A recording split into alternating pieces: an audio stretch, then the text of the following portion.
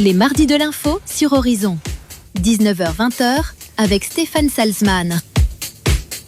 Bonjour, et c'est toujours un grand plaisir de vous retrouver sur l'antenne d'Horizon pour les mardis de l'info et toutes les autres antennes, bien évidemment. Aujourd'hui, nous allons aborder une thématique pas forcément hyper très simple tout de suite. Tutelle, curatelle, ça marche comment? À quoi ça sert? Qui est-ce qui peut y avoir droit? Quels sont mes droits si jamais je suis sous tutelle ou sous curatelle? Est-ce que je peux encore décider de ma vie de tous les jours? C'est un dossier qui n'est pas très simple et on va en parler avec deux expertes qui nous ont rejoints ce soir, Lucie Créteau et Hélène Auvray. Bonsoir Lucie. Bonsoir. Hélène, bonsoir. Vous êtes tous les deux de l'UDAF 76, c'est bien ça? L'UDAF, c'est quoi? Alors l'UDAF, c'est l'Union départementale des associations familiales. C'est une association tutélaire qui accompagne près de 3500 personnes protégées. Alors vous, d'une part, Lucie, vous êtes responsable du pôle et vous encadrez justement plusieurs mandataires judiciaires, également des assistantes tutélaires. Alors mandataires judiciaires, assistantes tutélaires, qu'est-ce que c'est? C'est qui? On va regarder tout ça ensemble. Hélène Auvray, vous êtes justement mandataire judiciaire, c'est bien ça? Tout à fait, depuis 11 ans. Depuis 11 ans, vous connaissez un petit peu le métier? Tout à fait, je connais un peu le sujet. Vous avez fait le tour de la question.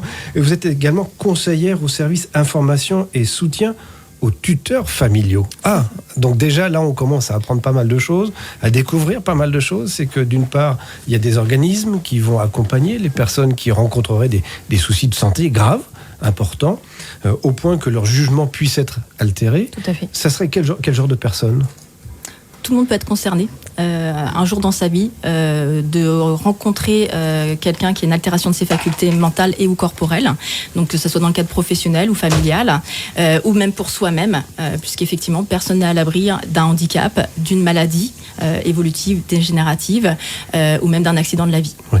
On évoquait à l'instant les tuteurs familiaux. Ça veut dire que moi, par exemple, je peux m'occuper de mon oncle ou de ma tante qui a des soucis et vous m'accompagnez dans cette démarche? Tout à fait, c'est ça. En fait, il y a le principe de primauté familiale. Donc, les familles sont prioritaires pour exercer les mesures de protection.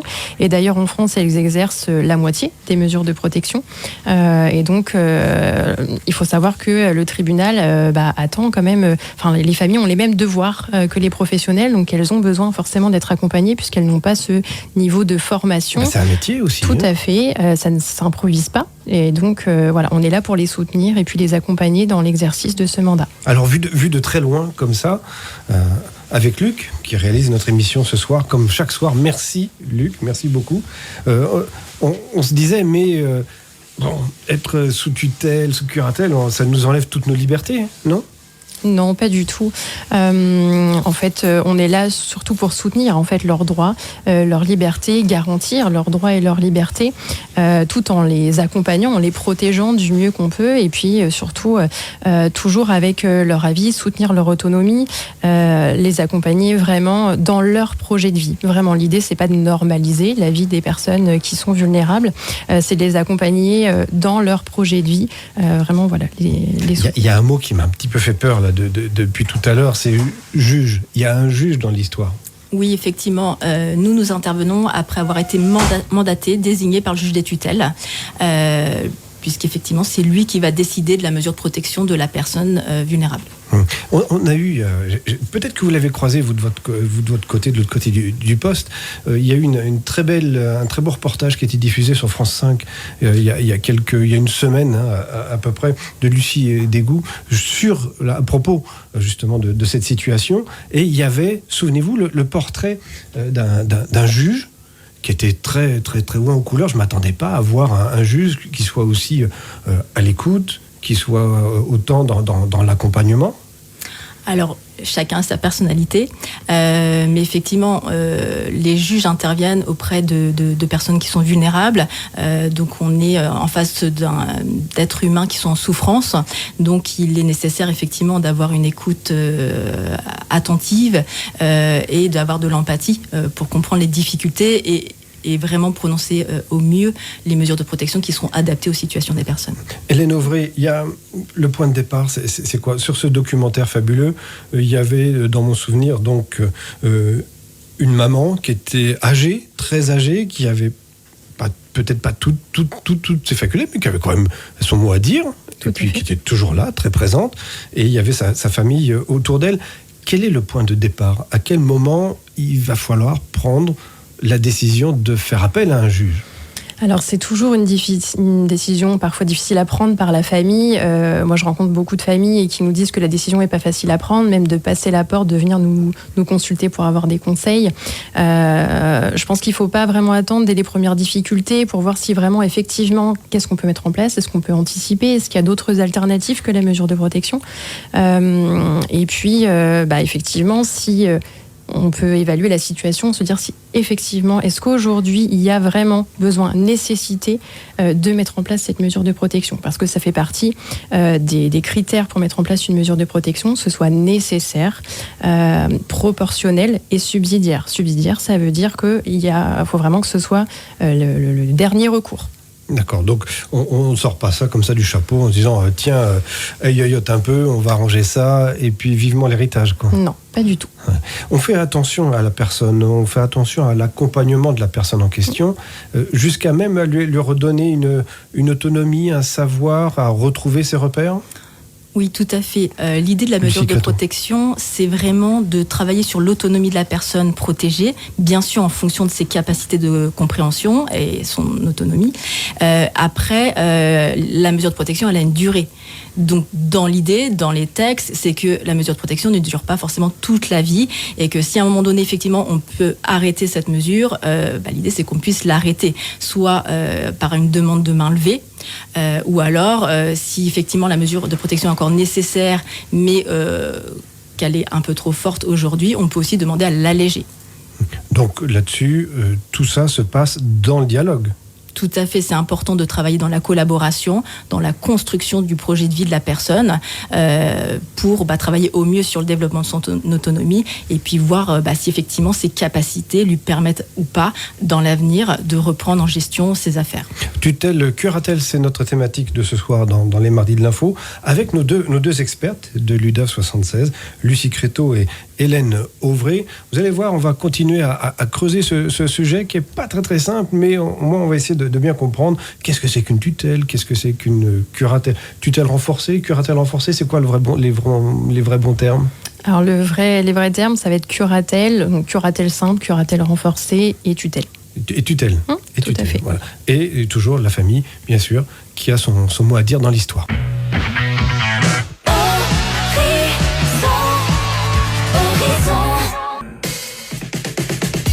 Les Mardis de l'Info sur Horizon.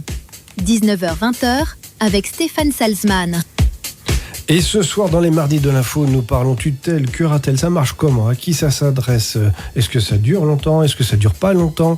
Est-ce que je peux revenir sur les décisions ? Et qui décide ? Est-ce qu'on décide à ma place ou pas ? Est-ce que moi, qui suis en pleine forme aujourd'hui, est-ce qu'il faut que je prenne les devants pour dire, tiens, si jamais j'ai un souci, comment est-ce qu'on va s'organiser ? Et comment est-ce que tout ça peut se placer et se préparer ? Avec nous ce soir, Lucie Créteau, responsable du pôle milieu ouvert à l'UDAF 76 et Hélène Auvray, mandataire judiciaire à la protection des majeurs. Hélène, la protection des majeurs, ils ont quel âge vos majeurs chez vous ? Alors il y a tout âge, j'ai pas vraiment le chiffre en tête par rapport à la moyenne. Je suis très déçu. Alors là, franchement. Mais on accompagne de 18 ans jusqu'à c'est ça, décès des c'est personnes. Ça qui est intéressant, c'est que des personnes majeures. C'est pas que des personnes âgés ou très âgés en perte d'autonomie ou qui soient en EHPAD ou ailleurs, ou à la maison d'ailleurs. C'est un peu compliqué. On peut avoir des personnes jeunes. Oui, tout à fait. Oui. Dès 18 ans, en fait, on a des personnes qu'on accompagne qui sont très jeunes. Je vais être trivial et puis grossier, vous me pardonnerez, et puis vous aussi, auditeurs, je vous prie de m'excuser, mais voilà, mon môme, il a eu un accident, il a perdu quelques-uns de ses moyens, c'est pas terrible, il a une vingtaine d'années. Mais il a rien, il a pas de voiture, il a pas de sous, machin. Est-ce qu'il faut quand même une mesure de protection ? Tout va dépendre de la situation. Alors généralement, donc soit ce sont des enfants qui ont été placés, ou alors des familles qui ont en fait effectivement un enfant qui est handicapé et à 18 ans. Il a son autonomie et donc effectivement, s'il y a besoin de l'aider, les familles vont faire une demande de mesure de protection. Pas forcément, s'il n'y a pas de ressources, on peut quand même intervenir pour l'accompagner dans le projet de vie. Projet de vie, puisque c'est aussi là, un de vos gros travaux, c'est de permettre à la personne d'avoir toujours son libre arbitre. Oui, tout à fait. La mesure de protection, elle n'est pas là pour arrêter la vie de la personne protégée, elle est là pour, au contraire, lui permettre de continuer son projet de vie et lui permettre de pouvoir les réaliser tout en étant assuré d'être assisté ou représenté dans leur réalisation et que ce soit bien fait dans son intérêt parce qu'effectivement, quand on a une altération des facultés, des fois c'est compliqué de prendre les bonnes décisions et de ne pas se faire avoir par des personnes qui pourraient profiter d'elle et donc empêcher la réalisation de ces projets. Ça serait le cas pour une personne plus entre guillemets plus âgée, où il y aurait, quand je dis plus âgé, c'est 40 ans, parce qu'aujourd'hui à 45 ans on est vieux, paraît-il. Hein, merci, sympa. En tout cas, ça serait le cas pour, par exemple, lutter contre des démarchages, contre des actions de marketing trop agressives, pour protéger des personnes qui se laisseraient influencer ? Alors ça peut, parce qu'effectivement, certaines personnes se font vraiment abuser par du démarchage, donc effectivement, leur patrimoine est très impacté et des fois certaines personnes n'arrivent plus à payer leurs factures, mais pas que, il y a aussi des proches, des amis, de la famille ou d'autres tiers qui peuvent aussi dilapider les comptes de certaines personnes et donc de ce fait-là la mesure de protection peut empêcher le fait que l'argent soit volé et donc de sécuriser le patrimoine de la personne protégée. Pour tirer le signal d'alarme, je fais comment si c'est le cas ? Alors plusieurs possibilités, donc ça peut être tout tiers professionnel, donc ça peut être par exemple le banquier qui constate que le banquier peut dire attention, je vois un truc et je Absolument, fais appel. Il peut faire un signalement au procureur de la République, mais ça peut être aussi une assistante sociale de secteur ou un voisin, un ami, mais aussi quelqu'un de la famille. En fait, tout le monde peut faire une demande de mesure de protection.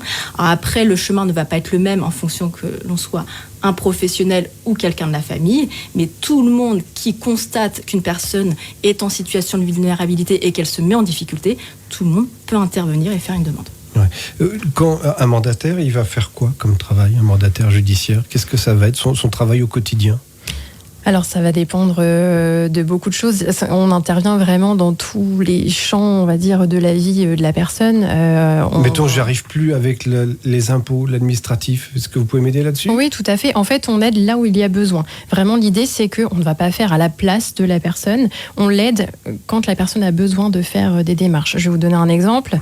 J'accompagne un jeune donc, qui a une difficulté avec ses parents. La relation était vraiment pas à son beau fixe. Donc, je l'ai aidé à pouvoir sortir du foyer familial et puis essayer de lui redonner aussi confiance en lui, qu'il puisse faire seul des démarches.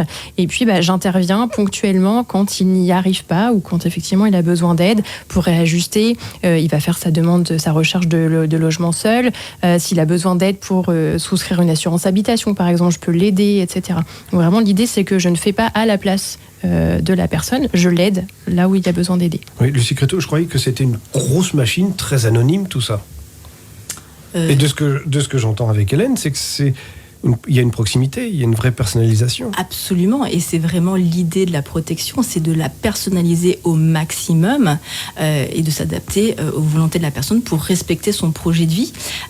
Donc bien évidemment, il y a certaines choses qu'on ne peut pas personnaliser puisqu'il y a un cadre judiciaire qui est là, qui est mis en place, donc il y a un fonctionnement particulier en fonction de la mesure de protection. Et donc qui va être modifié en fonction qu'on soit dans une mesure d'assistance ou de représentation. Donc ça, on ne peut pas le changer. Mais après, l'accompagnement que l'on va proposer, les modalités de rencontre, et puis l'autonomie qui va être laissée à la personne, tout ça, ça va être personnalisable et ça peut aussi évoluer dans le temps. Puisqu'effectivement, la situation de la personne, c'est pas quelque chose qui est fixe, mais qui évolue au fur et à mesure des années, des mois. Et donc, nous, on va adapter continuellement notre accompagnement par rapport à l'évolution de la personne. Ouais, malheureusement, quand il y a des difficultés auprès d'une personne, ça dure pas 15 jours. Hein. Ça peut s'installer sur plusieurs années aussi. Oui, alors c'est sur plusieurs années, mais alors le temps à la fois, est-ce que c'est long, est-ce que c'est court ? Moi, je vois des situations où en fait, vraiment, je vois une réelle évolution. Alors, ça peut paraître long, mais au bout de 3-4 ans, et au final, vraiment, voilà, j'ai accompagné des personnes pour lesquelles c'était très compliqué au départ, qui vraiment avaient, alors effectivement, au-delà du handicap, n'arrivaient vraiment pas à faire de démarches parce que perte de confiance en soi, parce que vraiment, c'était très compliqué. Donc, avec l'accompagnement qu'on peut mettre mettre en place. Au final, aujourd'hui, ce sont des personnes qui réalisent des démarches seules. Voilà, vraiment leur redonner cette possibilité d'agir. Parce qu'en fait, il y a effectivement cette croyance que la mesure va faire à la place d'eux. Et on est là pour aussi leur redonner confiance en eux. Dire, voilà, attends, tout à fait. Là, bouge-toi. C'est pas possible dans toutes les situations, mais dès l'instant qu'on peut le faire, bien entendu. Enfin, c'est vraiment l'objectif de ce travail-là. Il y a pas beaucoup de monde chez vous à l'UDAF. On parlera un petit peu de l'UDAF tout à l'heure pour bien comprendre qu'est-ce que fait l'UDAF 76. Vous faites un sacré boulot. C'est d'ailleurs pour ça que vous êtes là aujourd'hui et nous vous remercions beaucoup d'avoir pris le temps de venir en direct, s'il vous plaît. D'ailleurs, si vous, de votre côté, vous avez des questions, vous n'hésitez pas. Le Facebook, le téléphone de la radio, vous le connaissez par cœur. Moi aussi, je vais essayer. 02 35 92 22 22. Président Luc, c'est bien ça ? C'est exactement ça. C'est exactement ça. Aujourd'hui, nous parlons tutelle, curatelle. C'est quoi la différence entre une tutelle et une curatelle ? Alors la curatelle, c'est une mesure d'assistance. Donc on va être là pour accompagner la personne, travailler vraiment en collaboration, en lien avec elle. C'est ce dont on parlait à l'instant avec Hélène. Absolument. Et la curatelle, il y a deux types de curatelle. Il y a la curatelle simple et la curatelle renforcée. La curatelle simple, la personne protégée va continuer à gérer toute seule ses comptes courants, va gérer ses documents administratifs, va faire les démarches. Et nous, on va être là dans un rôle de contrôle et de conseil. Par contre, tout ce qui concerne les comptes de placement, elle ne pourra pas amoindrir son patrimoine. Compte de placement ? Donc, par exemple, les livrets A et le P. Donc là, la personne protégée pourra continuer à placer seule, mais ne pourra pas déplacer sans l'accord du curateur, ce qui permet de protéger quand même le patrimoine. Si jamais l'autonomie est pas suffisante et qu'il y a besoin de plus de protection, on passe en curatelle renforcée. Donc là, c'est le curateur qui va gérer le compte courant, qui va percevoir les revenus à la place de la personne, qui va payer l'intégralité des charges. Cependant, la personne protégée conserve un compte courant où nous allons lui remettre, on appelle ça une remise de fonds, donc soit à la semaine, soit au mois, en fonction de son autonomie, de ses capacités, pour qu'elle puisse faire ses achats du quotidien. Mais nous, on va gérer tout ce qui est les facturations, les échanges avec les créanciers. Et puis, concernant les démarches administratives en curatelle renforcée, ça va dépendre de l'autonomie de la personne. Si la personne est capable de le faire, on la laisse faire. Mais nous, on validera tout ce qui impactera le budget. Donc, s'il y a des devis à valider, etc., on devra le signer pour que ça soit valable. Donc ça, c'est vous, les mandataires, qui allez vous en occuper de ça. Est-ce que les familles peuvent jouer ce rôle-là aussi, parce qu'on disait tout à l'heure au début de l'émission que il y avait 50% de ceux qui accompagnaient, c'était des familles et d'autres, des mandataires comme vous. Oui, tout à fait. Les devoirs des familles sont les mêmes que ceux des professionnels, en fait. C'est là où on voit qu'il faut être professionnel, parce que déjà, moi, si je dois gérer tous mes trucs, j'ai un peu de mal parfois. Professionnel ou en tout cas armé, après un professionnel, on va gérer beaucoup plus de mesures qu'une famille. Va en gérer une, plus rarement deux. Mais effectivement, il faut avoir les bons outils, la bonne information et aussi le contexte légal. Et il y a effectivement beaucoup de croyances, souvent de la part des familles, en se disant, je vais gérer une mesure de tutelle, j'ai tout pouvoir. Alors non, pas du tout. Et quelles sont les obligations ? C'est le rôle aussi du service d'information et de soutien aux tuteurs familiaux. C'est vraiment d'aiguiller les familles au plus près et puis leur donner les subtilités parfois de la loi et puis vraiment les informer sur les attendus. Vraiment liés au mandat, les attendus des juges, parce que effectivement, ils ne sont pas armés comme les professionnels. Tutelle, curatelle, c'est notre thématique ce soir dans les Mardis de l'Info. Les Mardis de l'Info sur Horizon. 19h-20h avec Stéphane Salzman. Horizon, c'est votre radio, vous le savez. Merci d'être à nos côtés depuis toutes ces années. Et aujourd'hui, nous parlons donc tutelle, curatelle, ça marche comment, etc. Pas facile de s'y retrouver dans tout ça, d'autant que c'est pas forcément un machin très sympa qu'on a envie de voir de près. S'il y a curatelle, s'il y a tutelle, ça veut dire qu'il y a un autre souci derrière. Tutelle, c'est quoi, Lucie Créteau ? Alors la tutelle, à la différence de la mesure de curatelle que j'ai évoquée tout à l'heure, qui était une mesure d'assistance, la tutelle, c'est une mesure de représentation. Donc quand on représente quelqu'un, ça veut dire qu'on fait à la place de la personne, puisqu'elle n'est plus en capacité de prendre des décisions pour elle-même et dans son intérêt. Ah oui, donc là, c'est plus fort. C'est la mesure la plus forte en termes de protection. Donc concrètement, la signature de la personne protégée n'a plus de valeur juridique, c'est-à-dire qu'elle ne peut plus signer ses documents administratifs, elle ne peut plus signer les devis, tout va se faire sous la seule signature du tuteur. D'accord. Donc, on va gérer le compte courant, donc on va percevoir les revenus, payer les factures. Elle peut quand même avoir encore un compte courant. On va lui remettre son argent de vie pour les dépenses du quotidien. Elle peut aussi avoir une carte de retrait, une carte de paiement. Mais tout ce qui est la gestion courante, financière, administrative, c'est nous qui allons le faire. Et puis, pour les actes plus importants, là où on demandait l'accord de la personne protégée en curatelle, là, on ne peut pas lui demander l'autorisation. Donc là, nous, on va directement interpeller le juge des tutelles pour avoir l'autorisation.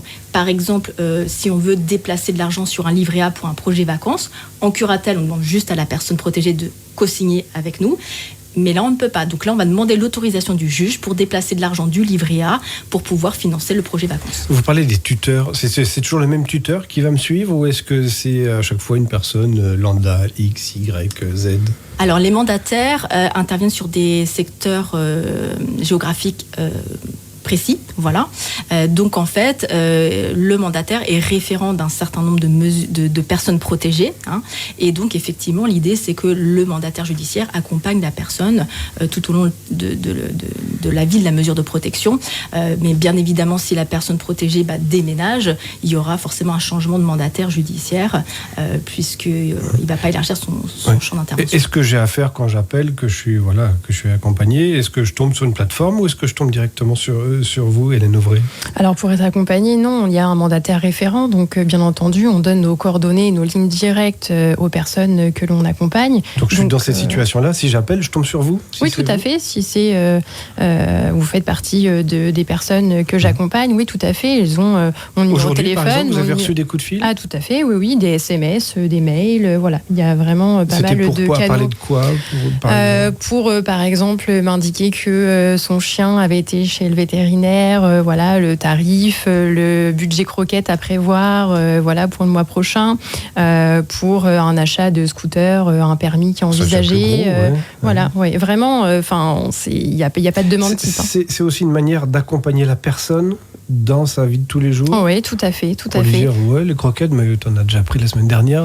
Non, c'est pas vraiment sur ce plan-là. Là, c'était plus une validation budgétaire, parce que là, pour le coup, c'était vraiment un jeune qui travaille donc en milieu protégé, et donc il y a effectivement des ressources assez faibles. Donc, il voulait ma validation, en fait, savoir si effectivement il pouvait se le permettre ou pas. Et au final, il peut. Oui, tout à fait. Oui, bien sûr, il peut. Donc c'est un petit gars qui va rouler avec son scoot et qui va ainsi trouver une autonomie encore plus grande. Oui, tout à fait. Donc c'est vraiment dans le schéma et dans la façon de travailler. Vraiment, l'objectif, c'est pas de les limiter, c'est vraiment de travailler dans leur intérêt. Je me permets de revenir, par exemple, par rapport à la tutelle, où effectivement, on va prendre des décisions pour la personne, mais ce sera toujours dans son intérêt. Pour donner un exemple précis, une personne qui va être en tutelle, qui ne veut pas qu'on prenne de mutuelle, l'intérêt, c'est quand même qu'on puisse souscrire une mutuelle pour lui, pour le protéger. Donc là, même si la personne n'est pas d'accord, on va prendre cette mutuelle dans son intérêt. Mais on prend toujours en compte la volonté de la personne, mais l'objectif, c'est de le protéger et toujours travailler dans son intérêt. Et la famille de la personne en question, s'ils disent non, on veut pas qu'il prenne sa mutuelle, vous pouvez faire quelque chose ? Oui, tout à fait. En fait, c'est le tuteur qui va prendre cette décision. Pour la mutuelle, c'est dans son intérêt. Ouais. Donc après, on peut entendre la famille. On travaille aussi avec la famille si la personne est d'accord. Oui, si la personne est d'accord, parce que des fois, c'est pas tout à fait d'accord. Tout à fait. Il y a des familles qui coincent en disant attendez, vous prenez tout à notre place, vous nous écoutez pas. Alors, ce que l'on reprécise systématiquement, c'est que dans les textes de loi, c'est la famille qui est prioritaire pour prendre en gestion la mesure de protection. Si nous, on est désigné en tant que mandataire judiciaire pour gérer la mesure de protection, ça veut dire que la famille ne pouvait pas ou a refusé aussi de gérer la mesure de protection. Donc on leur rappelle aussi que cette possibilité, qu'ils peuvent faire la demande au juge pour récupérer la gestion de la mesure, mais après il y a aussi des conflits familiaux qui font que des fois la mesure nous est attribuée pour la gestion et que la famille n'a pas pu gérer. Après, ce qui est important et ce qu'on reprécise systématiquement aux familles, c'est que nous sommes soumis à une discrétion professionnelle et qu'en aucun cas on peut donner des informations à la famille ou à des proches sur la situation de la personne protégée si elle ne souhaite pas qu'on soit en lien avec ces derniers. Vous êtes des professionnels et c'est d'ailleurs pour ça que vous êtes là ce soir avec nous. Encore une fois, merci à toutes les deux de prendre ce temps, car vous avez des journées très très très très remplies et des journées à rallonge. L'UDAF 76, c'est quoi ? C'est une association pour les familles qui est là pour défendre et représenter leurs intérêts auprès des pouvoirs publics pour faire part des difficultés. Vous êtes une des responsables, responsable du pôle milieu ouvert. Majeur protégé. Majeur protégé, c'est quoi ? Donc là, en fait, responsable du service milieu ouvert majeur protégé, c'est-à-dire que je suis responsable d'une équipe de mandataires judiciaires et d'assistants tutélaires qui travaillent auprès de personnes qui vivent encore à leur domicile. D'accord. Sur quel secteur géographique ? Donc le secteur d'intervention de mon pôle, c'est de Rouen en rive droite, les boucles de Seine, Barentin, Yvetot, jusqu'à Saint-Valery-en-Côte. Donc là, chez nous, ici, quoi. Absolument. Toujours la proximité immédiate. Très important chez vous. Tout à fait. Et vous, Hélène, de votre côté, vous travaillez sur quel secteur géographique ? Alors sur le secteur de Rouen, Notre-Dame-de-Bonneville, Desvilles, Maromme, Canteleu. Donc toujours pareil, même secteur. Tutelle, curatelle, c'est notre thématique du jour. Et nous avons, mon cher Luc, une question. Oui, effectivement, on a une question. Alors, on va repartir dans le contexte. C'est une question de Sophie de Barentin. Ça peut être technique, ça peut être très technique. Ça peut être technique, oui, tout à fait. Alors, qui nous dit, en 2023, j'ai saisi le procureur de la République concernant une mise sous protection pour mon père. Le juge des tutelles a rendu en mars 2024 sa décision de mise sous curatelle renforcée pour une durée de 5 ans. C'est une mandataire judiciaire qui a été désignée en qualité de curateur des biens et à la personne de mon père. Ma question est la suivante. Est-ce à moi de demander le renouvellement de la mesure de protection sous curatelle renforcée au bout des 5 ans ou est-ce à la mandataire ? Et combien de temps avant la fin des 5 premières années doit-on refaire une demande ? Alors, qui va répondre ? Lucie Créteau, Hélène Auvray ? Moi, je vais répondre. Alors, effectivement, en fait, le curateur va engager donc la démarche de renouvellement. Le curateur, c'est qui ? C'est quoi ? Le curateur, le mandataire judiciaire. D'accord. Là, en l'occurrence, alors que ce soit de toute façon la famille ou le professionnel, c'est la personne qui va gérer la mesure, généralement, qui va engager donc cette démarche de renouvellement. Donc, en l'occurrence, si jamais c'était votre dossier, oui, tout à fait. C'est vous qui allez demander le renouvellement ? Tout à fait. D'accord. En fait, généralement, un an avant l'échéance de la mesure, je vais engager la procédure, c'est-à-dire que je vais demander en fait au majeur protégé de consulter un médecin de son choix pour obtenir un certificat médical, puisque pour renouveler la mesure, il faut toujours un certificat médical comme pour l'ouverture de la mesure. Et donc, avec ce certificat médical, moi, je vais faire un rapport au juge donc des tutelles pour expliquer. Alors renouvellement ou plutôt, je préfère le terme de révision. Est-ce qu'elle est toujours adaptée ? C'est ce que vous évoquiez tout à l'heure. C'est-à-dire que la situation va évoluer. Tout à fait. Est-ce qu'elle est toujours adaptée ? Est-ce qu'il faut l'aggraver, donc c'est-à-dire passer au niveau de protection supérieure ou plutôt l'alléger ? Et puis, moi j'ai l'habitude de travailler comme ça avec les personnes que j'accompagne. Je leur demande forcément leur avis, je leur donne ma vision et puis je leur dis clairement ce que je vais mettre dans le rapport, puisque de toute façon, on sera tous les deux entendus par le juge des tutelles lors d'une audition, donc de révision de mesure. Ça ne doit pas être très facile d'entendre la parole d'une personne où toute la mécanique ne fonctionne plus très bien. Si, on y arrive quand même. Oui, tout à fait, oui. Vraiment, ce sont des personnes qu'on accompagne, donc on les connaît, on sait quel terme utiliser, s'adapter effectivement à leur capacité. Prendre le temps. Oui, tout à fait. Vous arrivez à prendre le temps ? Ah oui, c'est nécessaire. Oui, alors effectivement, parfois on est frustré parce que on a énormément de travail, mais la relation de confiance, elle démarre comme ça. On prend le temps. Quand je suis avec quelqu'un, effectivement, je prends le temps nécessaire, pour l'écouter. Ouais. Et d'ailleurs, on embrasse bien affectueusement toutes ces personnes qui sont vraiment dans des situations pas simples. On sait que c'est pas évident pour vous tous les jours, donc on vous embrasse bien fort. Et écoutez la radio parce que c'est vraiment une radio qui est trop géniale. Les mardis de l'info sur Horizon. 19h-20h avec Stéphane Salzman. Tutelle curatelle, c'est notre thématique de ce soir avec nos invités de l'UDAF 76. Lucie Créteau, responsable du pôle milieu ouvert pour les majeurs protégés. Et puis également Hélène Auvray, également de l'UDAF 76, mandataire judiciaire dans la protection des majeurs. Je vais vous mettre dans une position un petit peu inconfortable, mais là tout de suite, vous êtes toutes les deux de l'UDAF 76. On va aller un peu plus loin pour comprendre ce que c'est que l'UDAF. Il y a d'autres organismes qui le font sur la région ? Absolument, on n'est pas seul. Sur le département, nous sommes 4 associations tutélaires à intervenir, sur toute la Haute-Normandie. Et puis il y a aussi des mandataires qui interviennent en indépendant. ou alors des préposés établissements. Donc les préposés établissements, ce sont des mandataires judiciaires qui sont rattachés à un établissement hospitalier et qui s'occupent des mesures de protection des personnes qui sont au sein de cet établissement hospitalier. C'est quoi le mieux, à part l'UDAF 76 ? C'est des approches différentes ? Ce sont les mêmes approches ? Le cadre du mandat judiciaire reste le même, il sera toujours bien le même. évidemment. Chaque mandataire judiciaire, peu importe d'où il vienne, doit intervenir en fonction de ce cadre, mais aussi en fonction de l'autonomie de la personne. Voilà. Après, il peut y avoir quelques spécificités en fonction effectivement des modalités d'exercice. Un mandataire libéral, des fois, peut être un peu plus réactif en termes de prise de rendez-vous, etc., puisqu'il n'y a pas toute la structure associative.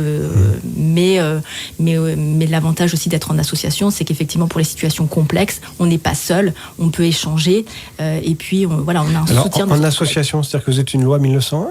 Absolument. Donc pas à but lucratif ? Pas du tout. Alors qui paye ? Alors, dans le cadre de la loi pour les mesures de protection, il est prévu que les personnes protégées participent financièrement à leurs mesures de protection. Donc le calcul par rapport au coût de la mesure de protection va dépendre du type de mesure de protection. Il y a une grille, c'est très oui, il y a une encadré. grille, tout à fait. Ça dépend aussi de la nature et du montant des revenus, et puis, et puis du patrimoine, des intérêts, des comptes de placement. C'est un calcul qui est un petit peu complexe. Mais on ne fait pas n'importe quoi. On ne fait pas n'importe quoi, et qu'on soit un mandataire en association, un préposé établissement ou un mandataire en indépendant, c'est exactement la même tarification. La même tarification ? Exactement. La seule différence, c'est que quand c'est une gestion familiale, là, les familles ne peuvent pas se faire payer. C'est une gestion à titre gratuit. D'accord. Quand j'évoquais le fait que ce soit une association, vous avez dit oui. Vous y tenez beaucoup au fait que ce soit associatif ? Oui, tout à fait. Vraiment. Alors l'UDAF, ce n'est pas que les mesures de protection. En fait, c'est vraiment une association qui est le porte-parole des familles, qui, au bout du compte... UDAF, ça veut dire quoi ? Union départementale des associations familiales.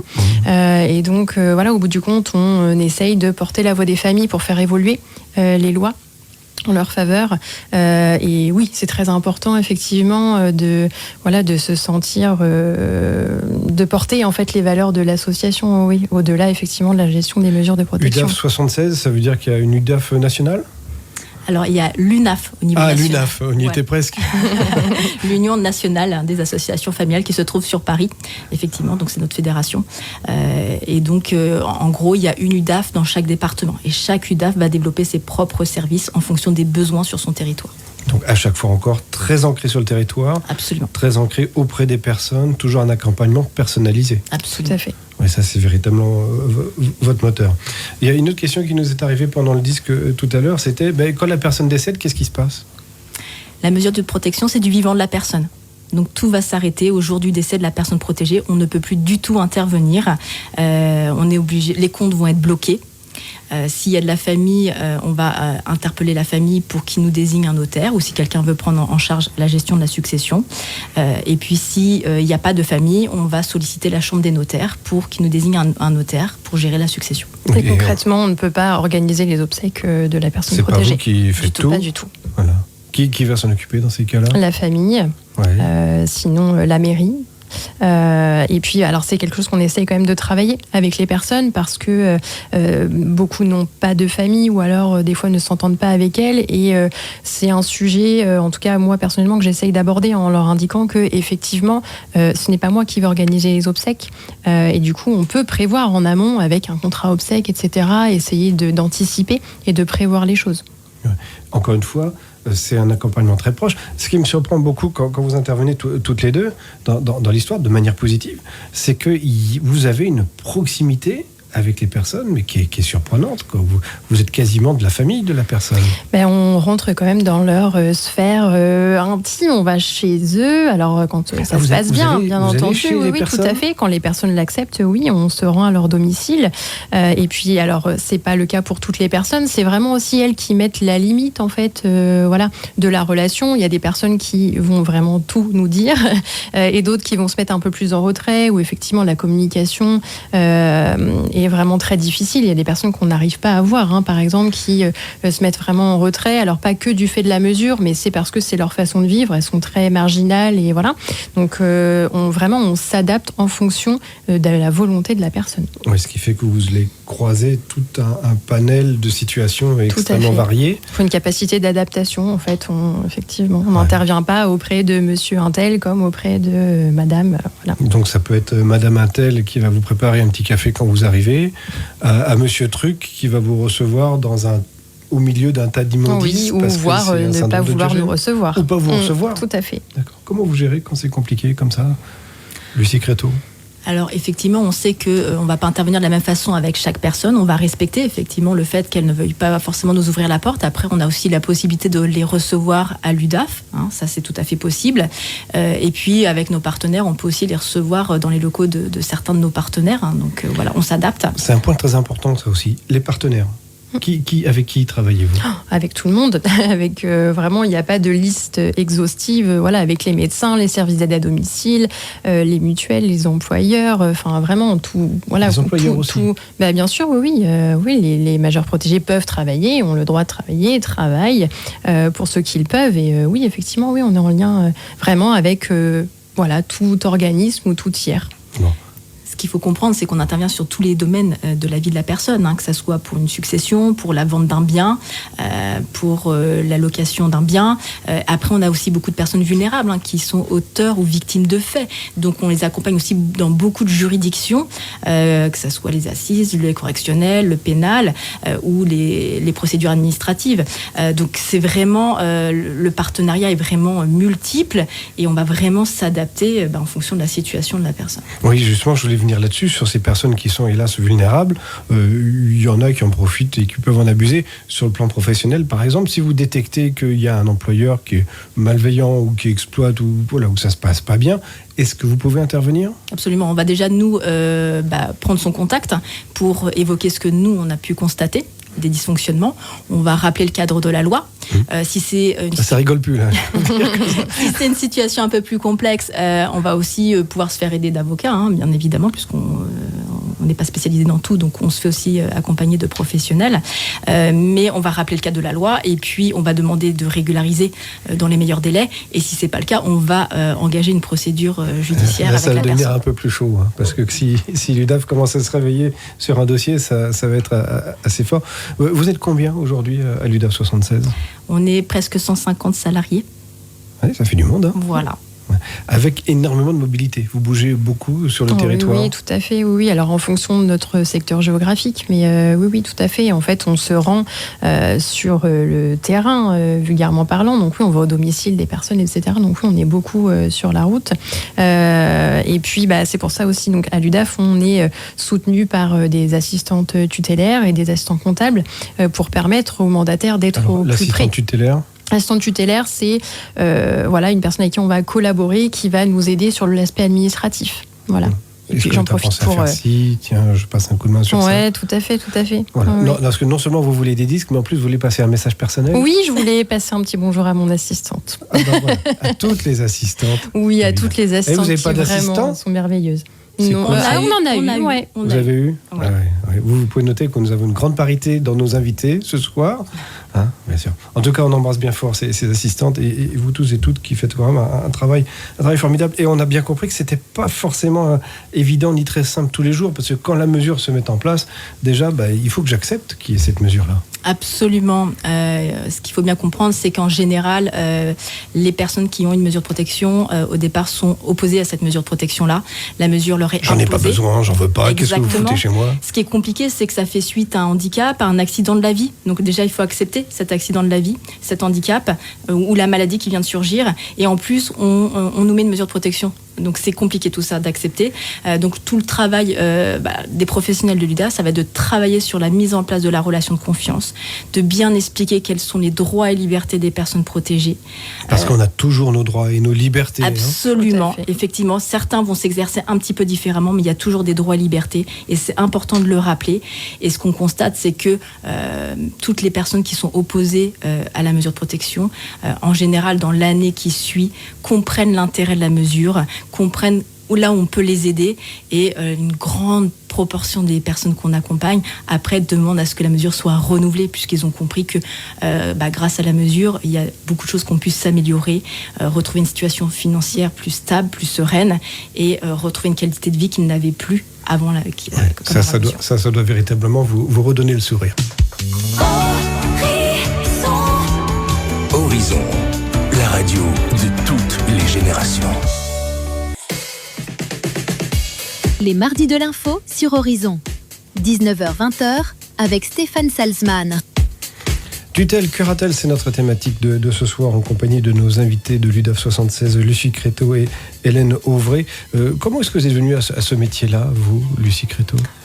Alors moi, j'ai fait des formations dans le domaine du secteur médico-social. Donc j'ai un diplôme de travailleur social initialement. Et puis donc effectivement, j'ai connu le domaine de la protection juridique dans le cadre de mes études. Et j'ai voulu découvrir ce métier-là. Donc au début, je m'étais dit que ce serait une petite expérience d'1 an. Et ça va faire 19 ans que je suis dans le domaine. Ouais, je découvre avec vous cette grande proximité que vous avez auprès des personnes que vous accompagnez. Je trouve ça très encourageant. Et pendant la petite musique, vous nous disiez quelque chose de très important. Vous n'êtes pas seul. Non. Non, on n'est pas seul. Et ce qui est important, c'est que le fait d'être en association, on est vraiment une équipe. On est tous solidaires, que ce soit les personnes de l'accueil, les assistantes administratives, les assistants comptables, les responsables. Énorme travail d'équipe auprès des personnes que vous accompagnez, absolument, qui elles du coup non plus, évidemment, ne sont pas seules non plus. Vous, Hélène, vous êtes venue comment, Hélène Auvray, à ce beau métier ? Alors moi, j'ai passé le diplôme de conseillère en économie sociale et familiale, et pour la petite histoire, mandataire judiciaire, c'était le seul métier que je ne voulais pas faire. Ah, bravo. Voilà, je me suis dit jamais je ne ferai ce métier, beaucoup trop de responsabilités. Et puis finalement, j'ai quand même candidaté à un poste au départ pour un CDD de 7 jours. Et puis me voilà toujours 11 ans plus tard. Ne me vois pas faire autre chose. Vous avez toutes les deux le sourire. Vous n'êtes pas abattues dans l'histoire de c'est bon, vivement à la retraite. Il y a encore un peu de temps. C'est un métier passion. Un métier passion. De relations comme ça avec les autres et de pouvoir justement suivre cet accompagnement. Ça aussi, ça m'a beaucoup surpris dans notre rencontre d'aujourd'hui, c'est que vous emmenez les personnes avec vous. C'est pas une contrainte trop dure, genre j'ai besoin d'acheter une paire de chaussettes, il me faut l'autorisation du juge. Ça va pas jusque là, je caricature bien sûr, mais vous emmenez vers un développement de manière à ce que la personne puisse retrouver une autonomie. Oui, tout à fait, c'est l'objectif de la mesure. Alors, bien entendu, toute proportion gardée en fonction des capacités de la personne, mais oui, c'est de pouvoir les porter dans leur projet de vie, les faire évoluer le plus possible. On n'est pas obligé d'arriver à la main levée à ne plus avoir de mesure, mais beaucoup de personnes, en fait, finalement, effectivement, voient l'évolution et le bénéfice, la plus-value de la mesure de protection. Comme disait Lucie tout à l'heure, en fait, beaucoup de personnes finalement ne veulent plus sortir de la mesure de protection et puis ils trouvent vraiment le bénéfice. Mais pas question de les rendre dépendantes, au contraire, on construit dans vos démarches toutes les deux, de vous Lucie Créteau et Hélène Auvray, avec vos équipes, avec les personnes avec vous travaillez, avec que nous saluons. D'ailleurs, vous n'arrêtez pas d'échanger avec elles là en ce moment, vous êtes en communication avec tout le monde. Tout le monde nous écoute. Cette communication-là est importante. Oui. Mais alors moi, ça peut paraître une caricature, mais vraiment l'UDAF, moi je vois ça comme une grande famille. Et c'est important dans ce métier-là, qui n'est pas toujours facile, avec une grosse charge de travail, de se sentir soutenu et vraiment de pouvoir échanger avec les collègues. Tutelle, curatelle, c'était notre émission d'aujourd'hui pour les mardis de l'info. Grand merci à toutes les équipes de l'UDAF et aux autres mandataires judiciaires et aux autres équipes qui travaillent dans le même sens. Lucie Créteau, merci beaucoup. Hélène Auvray, merci beaucoup d'avoir pris le temps de venir nous rejoindre ce mardi soir.